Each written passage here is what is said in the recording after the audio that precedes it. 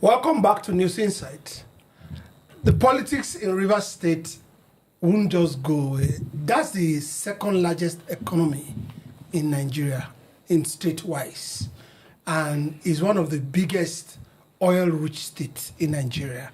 Now there's a state of emergency where you have an administrator.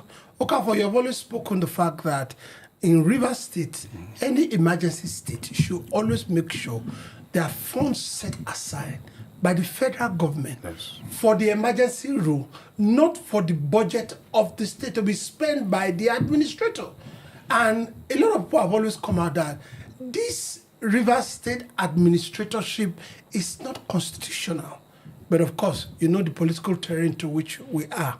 But now, the House of Representatives has come out and said, you can't just do as you like, because the administrator wanted to present another budget. And they said, no, we will have a committee set up to make sure things are done in the right way. Do you think they are doing the right thing right now? Well, from where we are standing, from where we are standing, we would say the House of Reps are beginning to find their voice.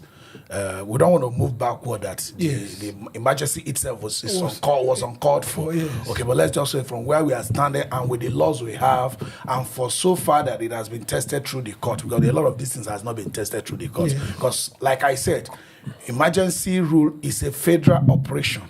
It's a federal operation. Not setting aside the democracy that exists in the state. Exactly. It's just like you are fighting the terrorists in Sambisa Forest. Yeah.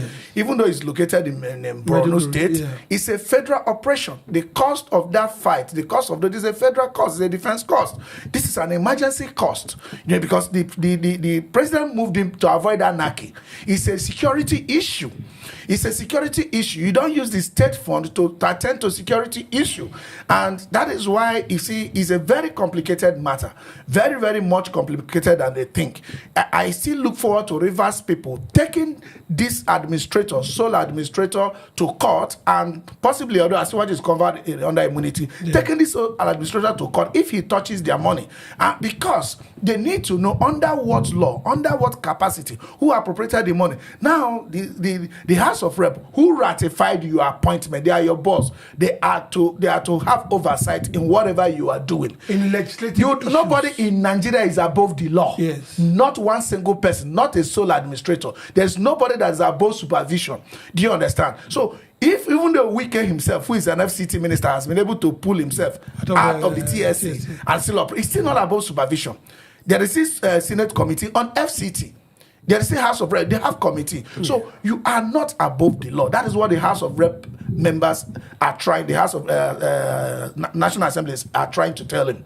You are not above the law. We are going to have a committee that will detect and also control all you are going to do. That's why I said moving forward without going backward. But I look forward to where this will be tested through the court to know whether it is legitimate to use the money for the state to administer emergency that was declared by the federal authority. Eli. It's a clear indication of what we've cried out here severally from the very moment the state of emergency was declared in Rivers State. A lot of Nigerians, non-Rivers, were already complaining about the actions of, the president and the National Assembly. Now they are already proving us right. You see, you just appointed somebody to take over another person's house who do not even know much about Rivers State. Now you appoint him, you didn't give him guidelines because you were in a hurry to do away with somebody that you couldn't do away with by the other way you have tried round. The National Assembly should have given him a guide. Okay, fine, we are making you sole administrator of this place at this period of time, and he should have been given guidelines on what he's expected to do. I felt that the state of emergency should have been to control, to control the security of the state, not to allow crisis, chaos. Now you brought somebody without telling him his responsibility, what he's going there to do. He just got there, and you remove the governor, which is abnormal. You remove governor, you remove the deputy, you remove all the elected office holders. You remove them for 6 months. What do you expect the governor, the administrator, to do? If you are the one, what will you do? You brought out somebody from a beautiful kitchen You take a hungry man to the kitchen, or somebody who has room to eat into the kitchen. So many things are there. You didn't tell him that these things are supposed to be for these people you are removing. You should preserve them. If they have peace, if peace is restored, they will come back to decide how these things are being used. So I do not see the fault of the administrator. He was where he was in Abuja here. They just woke up, removed the governor, removed everybody, which is abnormal. This is what we were crying, and this is the result of it. Well, thank God, they are beginning to fault what they think they are doing, that they think was right. All right. Yeah. Now, the structures put in place in the state, the traditional council dissolved, so all the boards, parastatals dissolved. How does the state function? That is why, you see, when you are set out to go to school or to do anything, there are certain objectives you want to achieve. Okay? If you attend ordinary training, there's something called learning objectives. At the end of that training, what will the trainees be able to know or be able to do? Do you understand? And at the end of the day, you're going to have a curriculum. This curriculum are the things that will lead you to achieving those learning objectives. I keep asking, what is the objective of this emergency room? If the objective of this emergency room is to maintain peace and order, how does the removal of the traditional councils, how does even the removal of the State House of Assembly, who themselves were demanding that Fubara present a budget, how does their removal help you in achieving peace? As a matter, there was even peace when you got in there. There was no state of chaos. There was no chaos. There was not any kind of chaos. They were just doing about their normal businesses. Banks are working, schools were working, transportation system working, police stations are working. People are still going to police station to report people and they get arrested. Normal law and order is in place. So we do not understand. This is not the first time, even the hypothetical bomb blast of the explosion of the pipeline. It happens like almost all the time before. When that was not the first time. That is not the first time. It's not going to be the last time. It's going to happen again. So I don't get it when explosion of pipeline or whatever that sometimes could happen accidentally, sometimes it can be willful destruction, be a basis for that thing to happen. And it's also minute. And it is also not normal for you to use state of emergency to settle a political problem between a godfather and a godson. This is not the first time. During Ladoja and Adedibu, that one, there was chaos on the street. As a matter of fact, a lot of people also say that there was a kind of fall apart issues between Asiwaju himself and Ambode. People still cite that today. It was there. It was there. So in some form or the other, people disagree. Even with your biological son, you disagree with them. So it doesn't warrant that. But we have gone beyond that. Now, all we are asking is if Asiwaju himself, being a Democrat, except he chooses to answer otherwise, he should shift ground, cut short this emergency rule, because it's going to, unlike before, where they will just allow the governor, the sole administrator to be doing whatever he like. It's not going to happen at this time.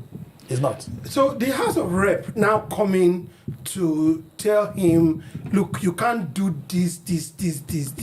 There's going to be a subcommittee that is going to be formed by the Speaker of the House to attend to issues between legislation and all, like a makeshift legislative arm, because the House of Rep is actually supposed to now make laws for them, for the state. Yes, you understand? Whatever he wants to do, he needs to first of all make a recourse to the House of Rep. Now, do you think they are waking up to their responsibility? Because the Speaker is even in the foreknowledge of this.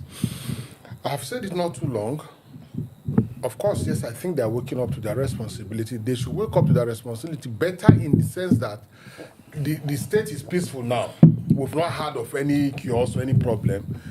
They can equally advise Mr. President to, as a matter of urgency, call off this state of emergency and put in place the elected governance of the state. That alone would have taken care of all these problems that they themselves are crying over.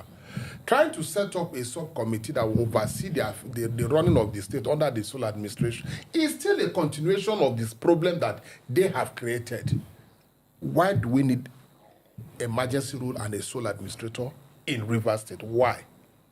Why do we need that? Is it that the crisis, the problem, the political crisis in Rivers State cannot be managed? Why do we have to do that? So why do you have to try to polish a bad, so what is not normal, to make it normal? They should, now there is peace in Rivers State to a large extent. There was peace before now. Do you understand? They should look how they will be able to restore back the elected mandates of the people and allow the state to function like every other state in the country. Right. I still don't see this, no matter how much the National Assembly decides to wake up to their responsibility at this time, it's still not going to erode the fact that National Assembly accepted that two-thirds vote required to ratify this emergency rule was done by voice vote. We don't know how they counted the voice vote. Is that abnormality? So you can't do something wrong and move up to start doing something good. That's why I said moving forward, not moving backward. Yeah. The declaration in itself, the ratification in itself was on a bad highly questionable. Your last.